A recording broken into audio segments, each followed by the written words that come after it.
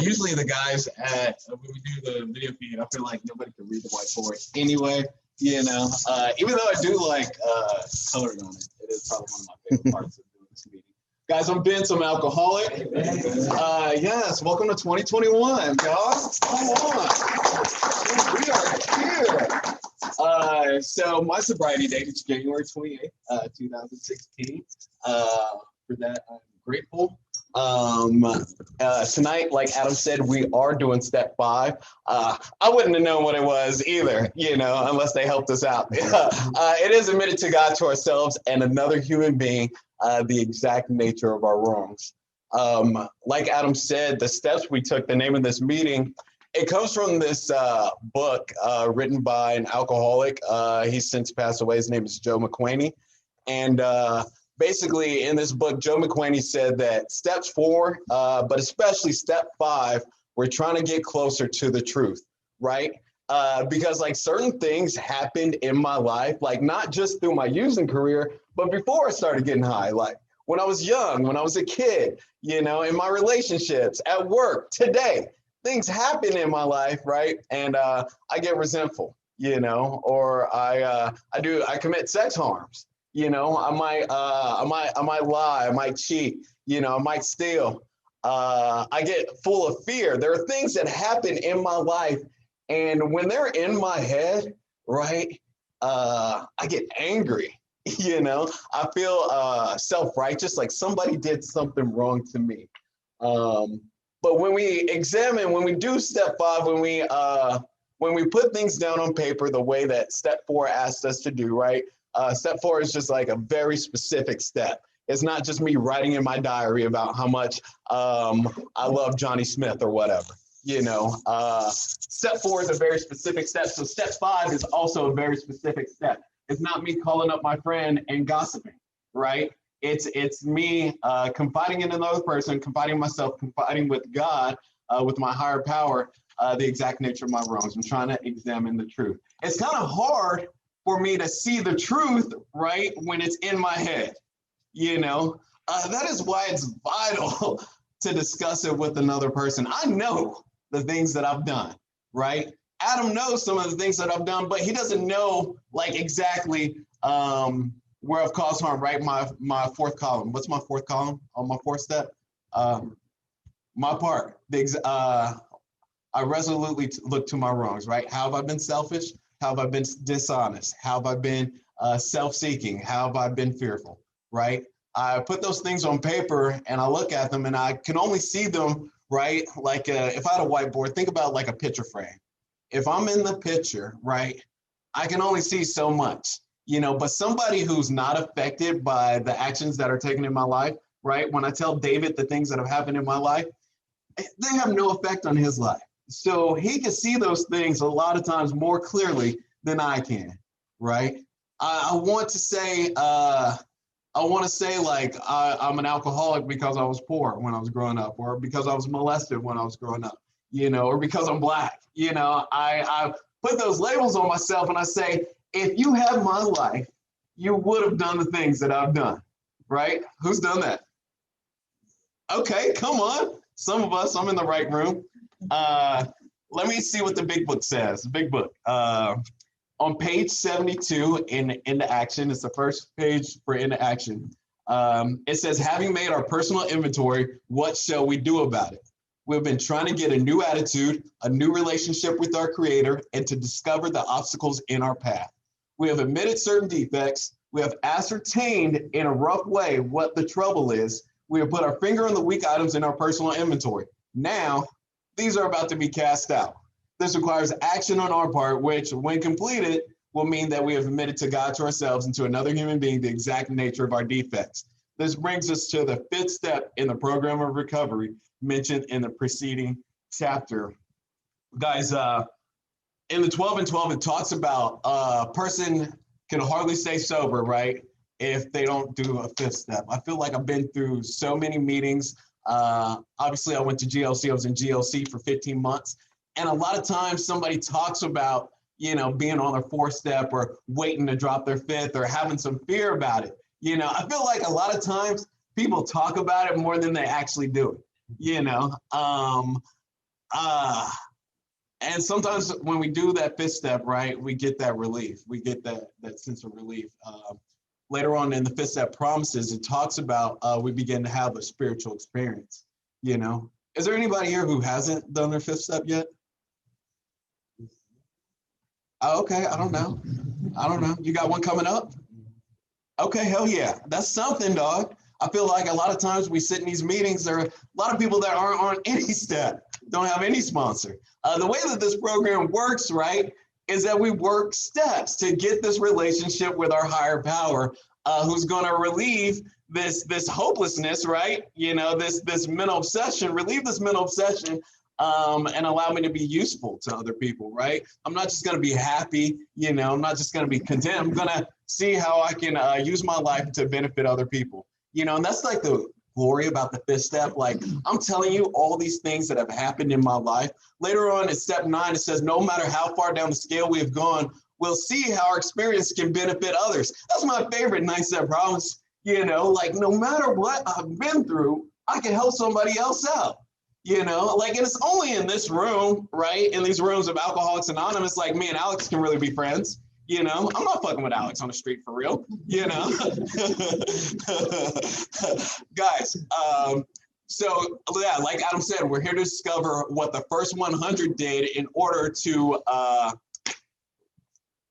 recover from a hopeless state in mind and body. Thank you. Dog, I just need you like right over here. We're trying to see what the first 100 did in order to recover from a hopeless state of mind and body. I can't just do a fifth step, right, and think that I'm just going to stay sober for the rest of my life. You know, and it's not a confession, you know, like I'm not like calling up my mom and just, you know, saying I robbed you, I hated you, da da da da da, you know, like I really need to look at these things. So how do we get to step 5, right? Because later on in step 3, right, earlier in step 3, I realized that the problem is not like the drink or the drug, it's my selfishness, you know, and step 5 really proves that. But when we're in step 1, it really looks like the drink or drug is a problem.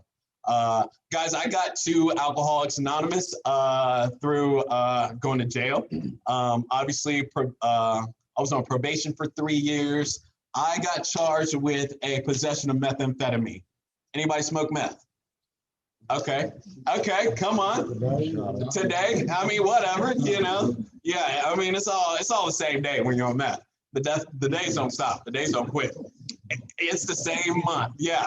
I got 23 projects going on, you know, radio taken apart. I don't know what I'm doing with all these fucking pieces, you know, but I think if I take this radio apart, that I can hack into the Wi-Fi at the bank and get money in my bank account that I don't have and make it come out the ATM. It's going to happen, guys. I'm going to figure this out. And I'm only able to figure this out because I'm smoking meth right now. Guys, I'm smoking meth because 411s, 211s, and 4 Locos don't do it anymore. You know, 211 still reserved. Let me tell you, like, I hate the way they taste. Like, I can't stand it, but I know that it's going to get me there. I was just telling some friends that I just went to Las Vegas for Christmas. It's like the first time that I've been there for Christmas since I've been sober. You know, like, obviously, like, tickets are like super cheap. Like, you can go anywhere for about $100, you know, and I go to Las Vegas and I see a bunch of friends that I haven't seen in such a long time, and they've never seen me sober. You know, like, I've been sober for almost 5 years. And, you know, I talk to these people on the phone and we're Facebook friends, but they've never seen me in person, you know. And we go out to this bar, and which is like what I normally do. We go out to different bars, we go out to clubs, and you know, my friend gets a jalapeno margarita, and it just sounded so good. And she was just like, "Are you like sober? Like, I know you don't do drugs, but are you like sober? You know?" And I'm like, "I'm just sober. Like, I don't know, sober, but I'm just sober, you know." And it's just quite funny because, like, you know, when you're drinking and stuff and you call yourself an alcoholic, but you don't really know what that means, but you just call yourself an alcoholic. And that's just what my life used to be, you know. Like I used to go out every night, just get drunk, and I try to put restrictions on my drinking, you know, like I'm only going to spend $20 or be out till 2 a.m. or you know, like I'm not going to get high at my mom's house. You know, like I'm not going to call the coke dealer back. Like I'm just getting a gram and I'm not calling him back. And I would tell him, like, dude, if I call you, just don't come back, you know, because I know even then, like I didn't know what to call it, but I did have a lack of power, right? Page 45 in the big book. It says lack of power. That was our dilemma. We had to find a power by which we could live. And it had to be a power greater than ourselves. Guys, I was trying to use my own power, you know, to stay sober. Like, and I feel like for a short time, it like, I don't want to say it worked, but I was managing. Like, I still had a job, right? And I still had my car. Like, so it seemed like things were okay. Like, even though like my illness was getting progressive, like, right? I'm using more, I'm spending more money, I'm lying more, I'm not able to keep commitments. Like the only thing you can guarantee about me is that I'm not gonna show up, or if I was gonna show up, I was just gonna want something, right? It's so crazy. Like, let me tell you guys this. So while I was in Las Vegas, I was with this guy, and you know, like a guy I used to talk to, and we're laying in bed, and we're just going back over our relationship, you know, and I'm just like, so what happened, you know? And he said that one time we went out to a movie or a casino or something. We went to a movie, and I had to leave because like I was like sweaty and shaky, and I told him that I had to go take my methadone, you know, and I went to the parking lot and drank my pink methadone. Anybody's been on methadone? It's like this, in Las Vegas, it's like this pink liquid. I know it's like different some other places, but it's like this pink liquid and it's disgusting. And I drank the methadone, and he said like 30 minutes like later, like I was just completely normal. And he knew that I did drugs, like, you know, like I don't remember us ever getting high together, but he knew that I got high, but he had never seen me like dope sick. That's what I was. I was just dope sick. And then I did the methadone, and I was okay, you know, and he said that scared him, you know, like he was just like, he had things going on in his life at the time, and he didn't want to deal with that. And when he told me that, because I didn't remember that story, you know, whenever I think about him, right, in my fourth step, right, in my fifth step, when I talk about it, like he was the asshole who didn't want me, you know, and he told me that, and I'm like, damn, I wouldn't have wanted to be with me either. You know, like I didn't want to be with me. That's why I kept getting high, you know, like I was on a methadone, guys, to get off OxyContin, right? Like I'd been on heroin when I was 18, and I kicked that. I laid on my mom's couch for 2 weeks, and in my diary I wrote it was like the worst 2 weeks of my life. And after that, like after I turned 21, I just started drinking. I would do Xanax here and there, maybe a little Coke here and there, but I was never going back to heroin, right? Because heroin was the problem. So fast forward, right? I'm on OxyContin, and I don't want to go back to heroin. I get on methadone, and I'm a slave to this little pink little liquid. You know, I got to go to the clinic every single day. And, you know, like sometimes like I would vomit it up, and then I wouldn't be well, or like they would give me take homes and like I'd spill someone, like just stupid shit. And I'd end up going to get high anyway, you know. And but yeah, this guy didn't want to be with me, and he told me that story, and I'm just like, damn. Like I don't remember that specifically, but I'm like, yeah, that's 100% like something I would have done, you know. I don't know why I didn't drink the methadone before I went to the movies with him. Like, why did I not fucking just, you know, but cutting, battling, powerful, I guess. So guys, step one is that I've admitted to God, to myself, and to another human being the exact nature of my wrongs. Basically, it's me saying that I have a problem. Like everybody here, you said that you're an alcoholic, you're an addict. You know, when I say I'm Vince, I'm alcoholic, I'm telling you, like once I put one in my body, right, I don't want to stop. Like Dr. Silkworth said that alcoholics have this physical allergy, and it separates us as a different entity than other people. So once I put this thing in my body, my mind is telling me like, Vince, you're irritable, restless, and discontent, right? You're on a date with this guy that you're in love with, and you're sweaty, like you need something to get well, to be okay, and I'm like, okay, yes, I do need to get okay. And I put that thing in my body, and my irritable, restless, and discontent is all right now. But what happened? I set off this phenomenon of craving. I know that I can't just stop at that methadone, at that little liquid. I know I can't just take one OxyContin. Like, I need more. So in my life, this is the way that it manifests. Like, guys, I ended up, obviously, we never really became anything. I guess we broke up.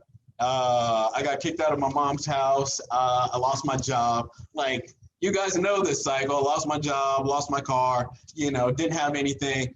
I always felt too bougie to panhandle. So my solution was to prostitute, I'm not going to beg you for money, but I'll suck your dick for some money, like at least I'm putting in work, not anymore,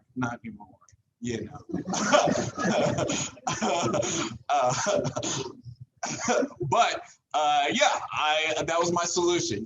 My life was unmanageable. When we talk about unmanageability, it's not that I just lost my job or I just lost my car. No matter what my circumstances were in life, I was always irritable, restless, and discontent. I always had that guilt, shame, and remorse, and it just kept on stacking on top of each other. Like, I would use any excuse to get high.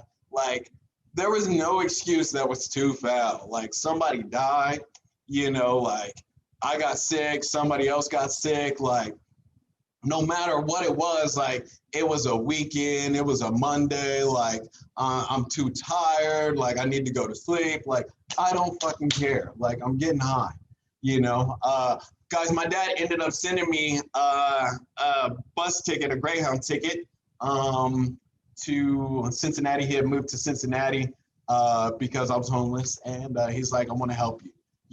Now here's the thing. People have been telling me to get help like a long time, but I can't get help until I know that I need help myself, right? I can't get help till I know that the problem is me, because for so long, the problem was that guy. The problem was my job, or I wasn't making enough money, right? For so long, those were the problems, but then I realized that the problem was me, and it wasn't like I realized that the problem was me and then I was ready to stop. I knew the problem was me. I just didn't want to stop. The big book says that alcohol had beaten us into a state of reasonableness. So I moved to Cincinnati, and my dad had a solution, right? He said, go to church, just go to school, don't drink in my house, like you'll be fine. Like, like that's the cure to alcoholism, I guess. And obviously it's not. Guys, I was 25 when I moved here, and I'd been to a meeting one time. I never really tell this story. It's not a big deal. But I've been to a meeting one time before I moved to Cincinnati. I went to a meeting one time in Las Vegas. I was I was like a couple weeks away from smoking crack, like guys, I smoked crack for like 3 weeks in November in 2013. Like it was the craziest fucking time of my life. I will never forget it. But I guess like my manager that I was working for at the time, he knew that I was like slipping. Like I was already on heroin at the time. And he's like, Vince, like, here's a pamphlet. Go to some of these meetings. I got a friend in recovery. Like you're a good dude. Like just go to the meeting and see what they say. And in my mind, I'm like, okay, if I go to the meeting, I could find a connect, because my problem was, right, I could just do heroin if I just do heroin every day. I'll be all right. I'm not going to steal from anybody, just let me get high, So I go to the meeting and I'm full of fear. I don't ask anybody for a connect, like I've never seen that in a meeting, which is cool. But yeah, like, and these people were just like laughing and sober, and it was just like, I just felt like, how are they and me like related? Like when I was thinking AA, like it was really just a bunch of people sitting in a circle, like laughing, smoking cigarettes, like old men with beards, just like talking about how awesome it was, like getting drunk and how much they hate their wives,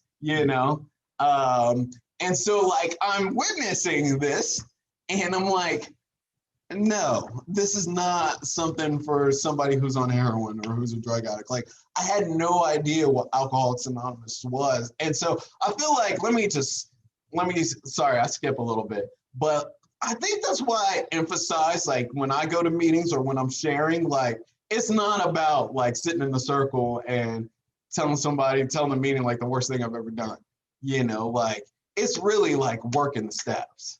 And I just didn't understand that back then. So when I moved here, guys, and I tried that solution. Obviously, my dad's solution didn't work. Same thing, took me with me. Like this is like we're moving to step 2 for real. Step 2 is came to believe that a power greater than ourselves could restore us to sanity. Guys, I was living at the drop-in center in downtown Cincinnati. I lived there for like 6 months. I was happy with the drop-in center. Let me tell you why. I felt like at the homeless shelter, I didn't have to have a job. Obviously, didn't have to pay rent. I could do whatever I wanted. I came and go as I pleased, and nobody drug tested me. Like this was like the best I could do for my life right here. And when I think about that, like it's just really sad. Especially we used to do a detox meeting, right? We used to do a detox meeting every other Monday. It's called Every Other Monday. And we go down there and some of those guys lived at the drop-in center and they were happy being homeless. And it just like, it reminds me, like there's this page in the big book, page 24, it says, we can't bring into our consciousness with sufficient force the memory of the suffering humiliation of a week or even a month ago. We're without defense against the first drink. Guys, the suffering humiliation of a week or even a month ago was me staying at the drop-in center, like being okay with that, like putting ads on Craigslist to find somebody to hook up with just so I could get high, And so when things go on in my life today that I'm irritated with, the irritable, restless, and discontent, right? Like, I don't remember that soon enough. Like, the things that I have right now, like, I wished for, right? When I'm living at the homeless shelter. I am as broke as I've ever been in my life right now, but I do have a nice car, right? I do have my own apartment, I don't have to live with a roommate right now. I have a good job, and so like I do get frustrated, but then I don't remember soon enough, like, and that was beautiful why we went to that meeting. Guys, that meeting is an example of service, right? Just like there's 2 parts to step 1, right? The mind and the body. There's 2 parts to step 2, right? The fellowship and the program of action. So coming into AA, right? I'm in that service aspect, right? We're going to meetings. For me, I got arrested, got sent to Boone County Jail. They sent me to Grateful Life Center. And at Grateful Life Center, they've got a bunch of meetings all day, and Jimmy reminded me of this other day. Like, I would just bring in this notebook in these meetings and classes, and I would just take notes, And when I went to outside meetings, I took a little notebook just like this, and I took notes. And sometimes when I go back through that book, it's just so cute because like I just wrote down cold pieces, like, like funny like sayings, like meeting makers make coffee, step workers stay sober, like and I just thought that shit was so cool. Like I was ready to believe whatever you guys wanted to give me, right? So I was going to church like a couple times a week. I went to Seven Hills. I was taking these notes. You guys told me to get a sponsor. Guys, I really had never tried recovery before, but what I really did was listen to other people who had been through treatment before, right? And they would say, like, they would talk about, like, why didn't they stay sober? Like, why didn't you stay sober first time, Adam? People would say shit like that. They said, I didn't do a thorough fifth step. Like, I didn't make all my amends. I never sponsored anybody. I didn't believe I was really an alcoholic. People said those things, and I just felt like I don't want to go back to Grateful Life Center. I spent so much time there. Guys, I did not want to go back. So I'm like, what do I need to do to not go back? And Adam really hit it on the head. So Guys, the fellowship is the meetings, the sponsorship, the service work, and the home group, right? The home group is my commitment, right? You guys know I'm going to be here. If I'm not here, I will give you a reason like, hey, I can't be here because I'm out of town this week, you know? But none of that is really going to change me, you know? Like all of that is supporting where I'm at. And that's okay. I need the support. Guys, especially like in 2020 when we weren't able to see each other like for so long, and me thinking like I can just stay sober on steps, you know, like I'm just like, oh, I don't need to go to meetings. I don't need to go to meetings. But when I see you guys here every Saturday, I'm like, fuck, I do need to go to meetings. I do need to talk to people. Guys, I had to call Jimmy the other day just to hear another human being's voice. You know, like I feel like sometimes when I get off work and I just go in my apartment and I don't fucking know what I do with all my time, right? I work out, right? And then I eat, and then I'm just like, what else am I doing with my time? I get kind of like, I don't want to say depressed, but I just, I need to talk to people sometimes. You know, but all of that is just supporting me. All you guys are doing is supporting me. What really is going to change me is God, right? Is having this complete psychic change. The way that I have this complete psychic change is through the spiritual awakening, by continuing and improving and practicing my relationship with my higher power. The way that I do that is by working the 12 steps, and the way I work the 12 steps is by opening this big book. The purpose of the big book is to enable me to find a power greater than myself, which will solve my problems. So guys, when we get to step three is that I made a decision to turn my will and my life over to the care of God as I understood him. See, the thing about step 3 is that I've just made a decision. You know, like guys, like I feel like I make a decision all the time to eat healthier, you know, but that doesn't mean I'm actually eating healthier. You know, that doesn't mean that I'm not going to open the McDonald's app and try to get $2 off a double quarter pounder. I do that shit. You know, if I really wanted to eat healthier, I'd delete the McDonald's app. I won't delete the McDonald's app. You know? Does anybody have the McDonald's app? Okay, so okay, never mind. Okay, guys, get the fucking McDonald's app. Yeah, they got some good deals on there. So step 3 says I made a decision to turn my will and my life over to the care of God. And when somebody told me that, like when I was sitting at Grateful Life Center, like, I don't have this understanding of God for real. Like in step 2, it says, do I now believe, or am I even willing to believe that there's a power greater than myself? I did not believe that there was a power greater than myself, but I was willing to believe that there was a power greater than myself. Okay, then, come on. I was willing to believe that there is a power greater than myself. And let me just jump to step 5 real quick.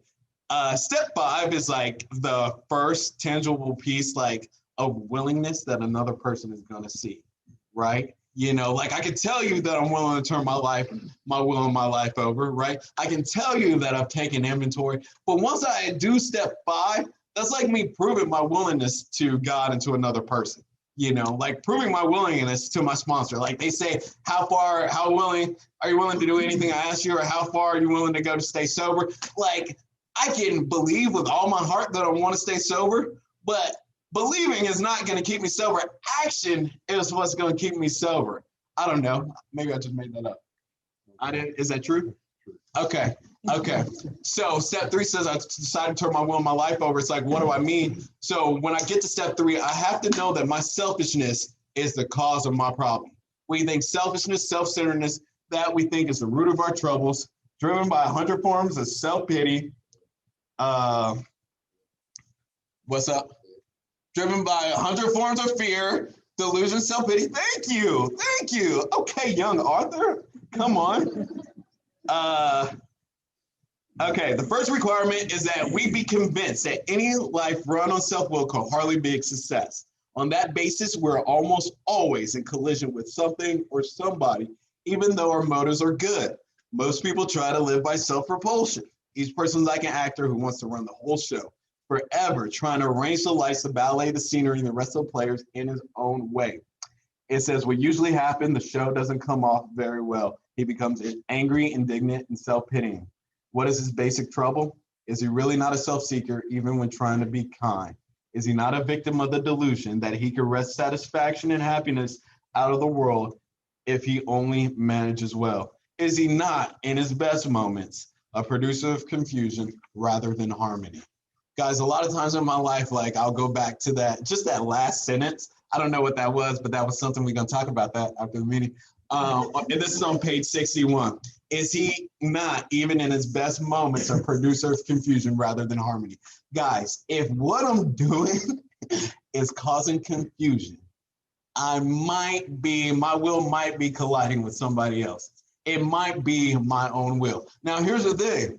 Just because like I know that it's my will that I'm running on, or like I have awareness of God's will right now, like right, we're at step 3, we have awareness of God's will, does not mean that every action I take is going to be godly.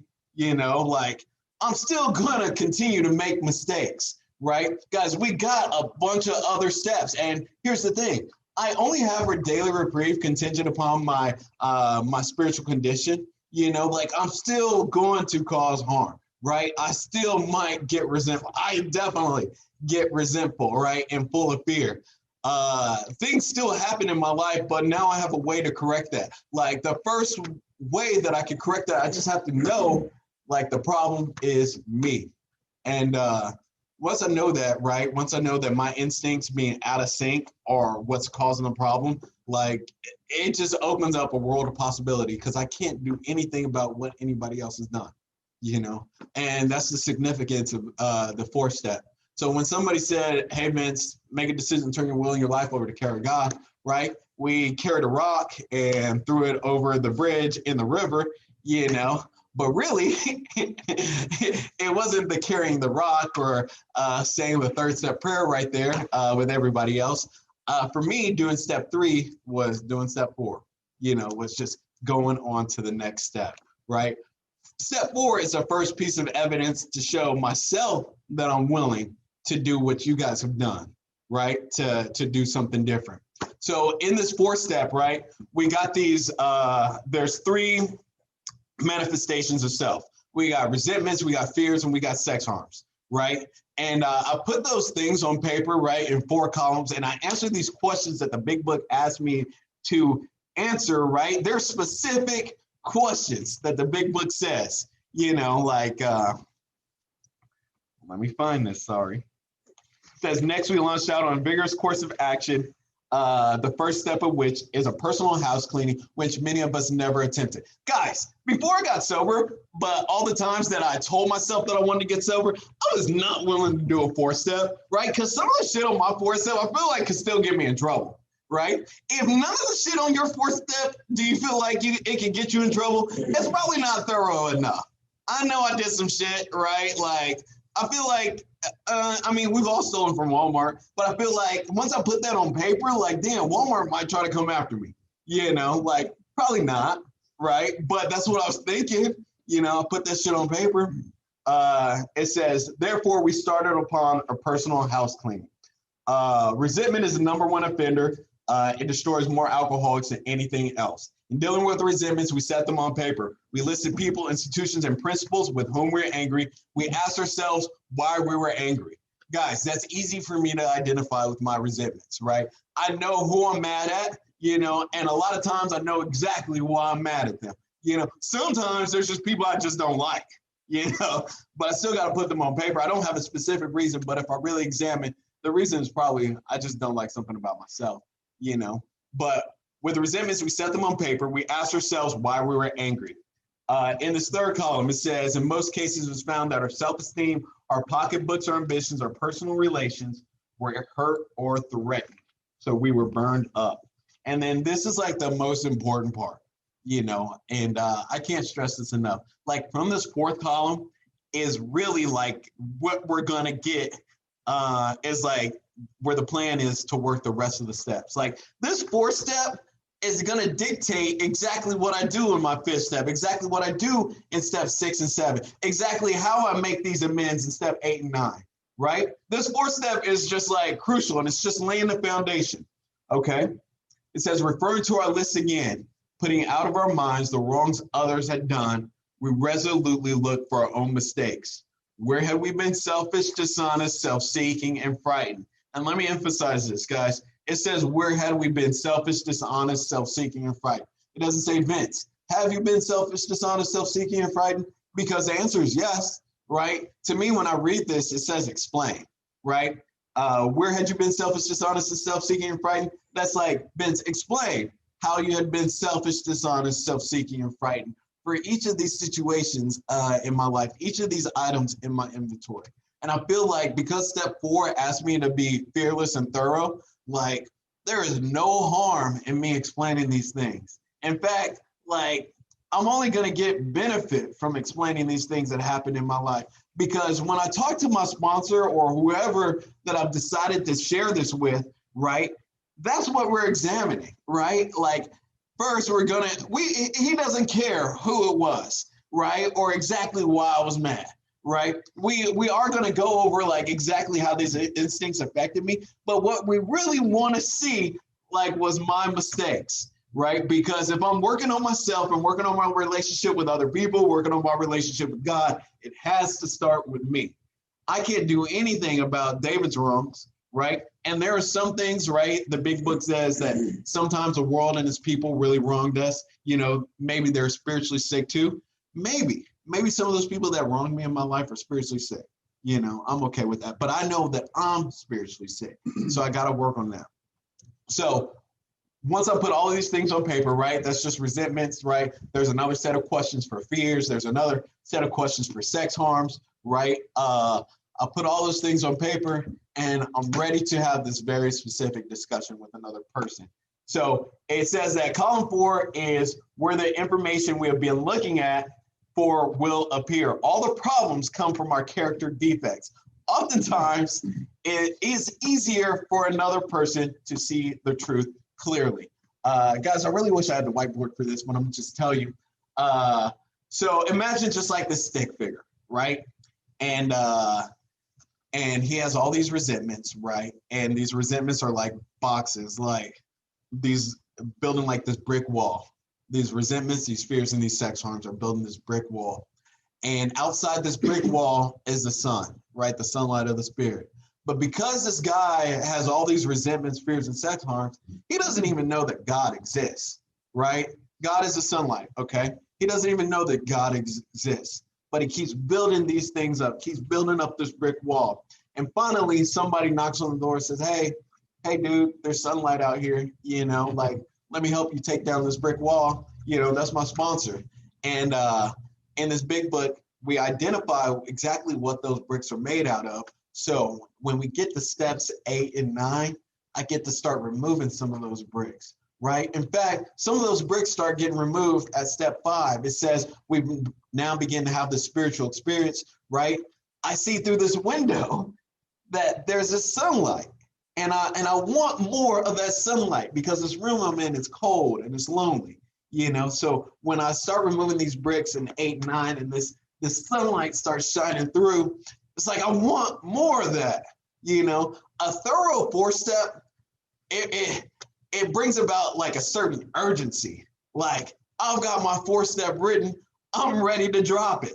You know, like if my 4-step is written and I don't want to drop it, like something's wrong, you know, like I'm not really understanding step 3. I'm not really understanding step 4 because, and guys, it's like that with all the steps, really. Like once I know that I'm the problem, right, I need to want to do something about it, right? Once I know that there is a problem, I want to do something about it. This brings me to step 2.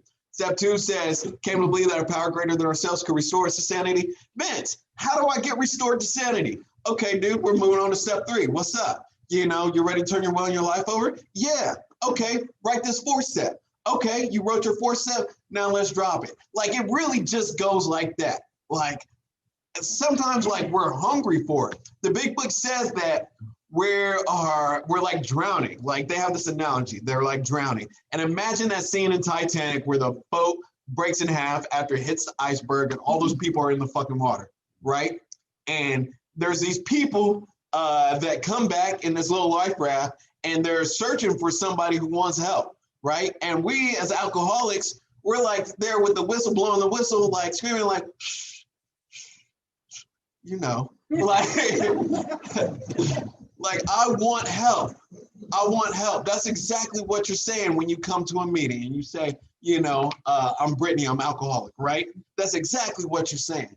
And so somebody is coming through the water and they pull us out, and they say like, hey, like, here's a life raft, here's a little flotation device. This is how you swim. Your responsibility now is to get in your raft and go and find somebody else, and we just keep doing that. That's exactly what Alcoholics Anonymous is. When I came into these rooms, right, when I went to that room in Las Vegas, like so many years ago, like I needed help. I just didn't know. But when we're in the fucking water and I'm drowning, right, we got to have the desperation of a drowning man is what the book says. When I'm drowning, I need help more than anything.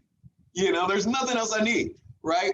I don't need to just get a job. When somebody gets sober and they say, I just need to get a job, I just need to stack my money up, I just need to get back with my girl. People say that, oh, they're not drowning. They haven't been in a state of reasonableness. But when I really need help, that's all that I fucking need is that help. So, guys, I asked for help. My fifth step, guys, my fourth step, it didn't take too long. Let me just be 100% honest with you guys. My first sponsor, he told me that, he said, Vince, the sooner you write a fourth step, like, I'm just going to take you out to eat, take you out to whatever restaurant you want to go to.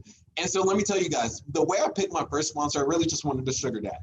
And I got the guy who I thought had the most money, who was coming down to GLC. And his dad's something name is on the side of the building, and I said, okay, fuck yeah, that's my dude, and it did not work out with him, thank God. And I got another sponsor, and as soon as I met this guy, he said, if you want what I got, you got to do what I do, and I said, okay. I didn't know anything that he had, but he was sober, and fuck it, he wasn't in rehab.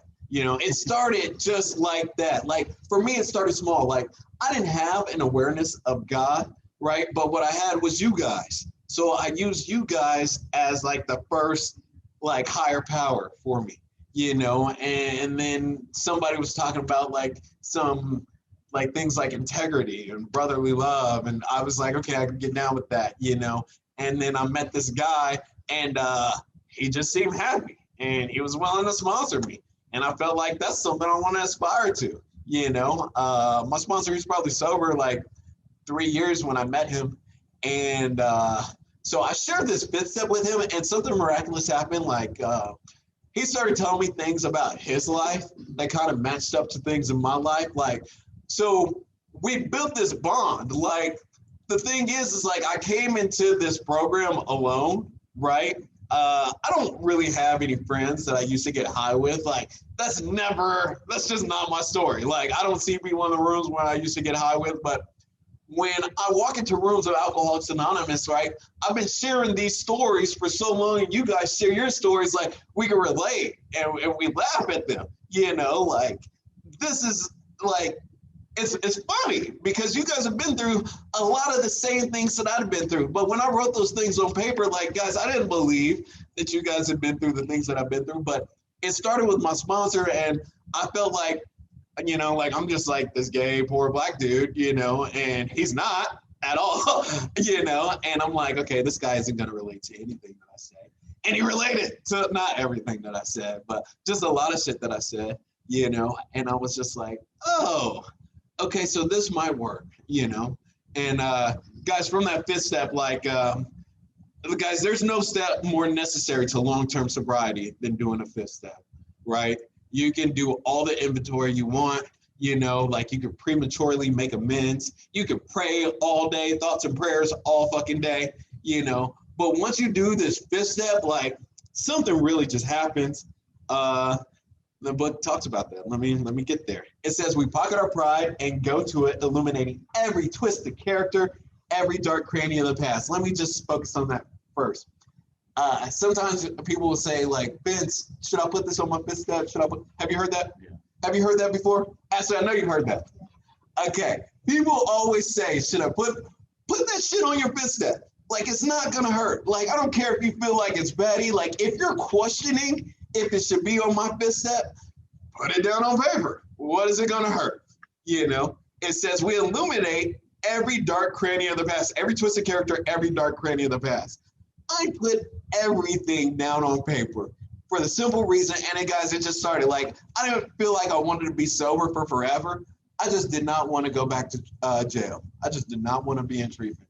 I did not want to have a reason for my probation to be revoked. You know, like, and it was just so simple for me. It says, once we have taken the step withholding nothing, we're delighted. We can look the world in the eye.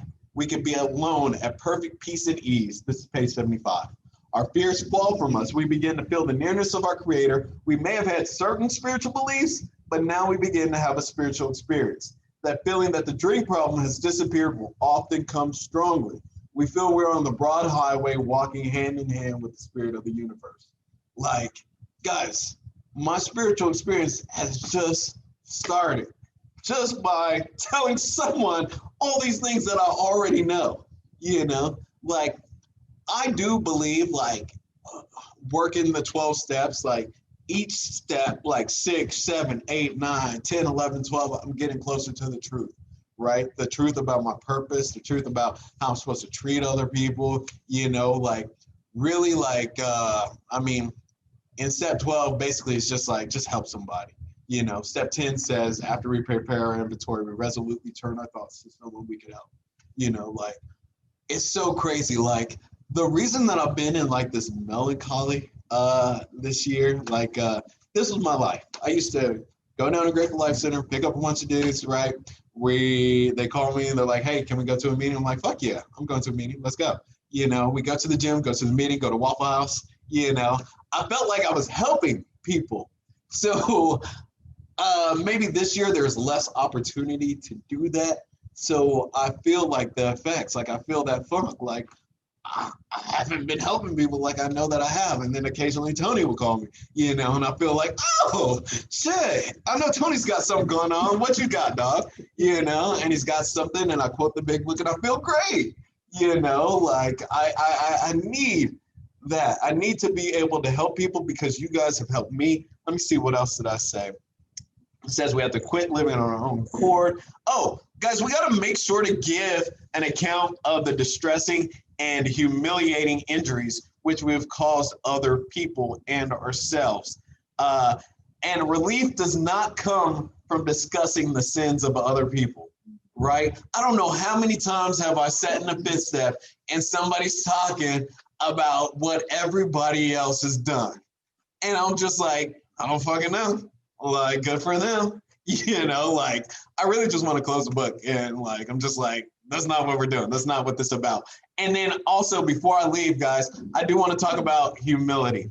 I wrote down, it says step 5 gives us an indisputable recognition of who we are. Now, let me explain that to you. Guys, some people gamble. Some of you guys go to the casino, right? Whenever I hear people talk about the casino or going to the casino, everyone tells you about how much money they want, right? Nobody ever tells you like, oh, I went to the casino and I lost $2,500. But you win $2,500, you're calling all your friends. You're posting a picture on Facebook. You know, like, you got the cash in hand. Like you just go to the casino every day and win money every time you go. You know, like, that's what I feel like. So step 5 is like this step of ego deflation, right? Outwardly to other people, like, right, I'm wearing Gucci. I got Nike, everything. But really, I'm just fucking Walmart on the inside, you know? And when I write that shit down in step 5, like, I'm not asking for self-pity, right? I'm not asking you to be the enemy of my enemies. You know, I'm asking for some honesty. It says too much guilt or remorse might cause us to dramatize our shortcomings. We have to have an outside understanding to accept the truth about ourselves. This is on page 59 of the 12 and 12. It says, up until this point, our willingness was theoretical. So we need direct counsel. Going alone in spiritual matters is often dangerous. And let me explain that. I just read that. That's on page 60 in the 12 and 12. It says going along in spiritual matters is often dangerous. Now, a lot of times when I pray, yes, I'm praying by myself, you know, but sometimes when we hear people talk about God or their purpose, right? And they just go it alone, like, without discussing it with another person, sometimes they're wrong, like, but it's like, if God really wanted me to do something, really asked me to do something, and I discuss it, I should discuss it with somebody else, because sometimes I don't know the difference between God's will and my head, like, I do want to help people and push forward. And what I think is best is probably not best for everybody. Let me just give you a little example before I close out. Guys, the way that I got sober, right? I got sent to jail. I sat there for 3 months. I detoxed in jail, and then I went to treatment. I sat there for 15 months, and then I went to sober living, and I lived in sober living for a year and a half.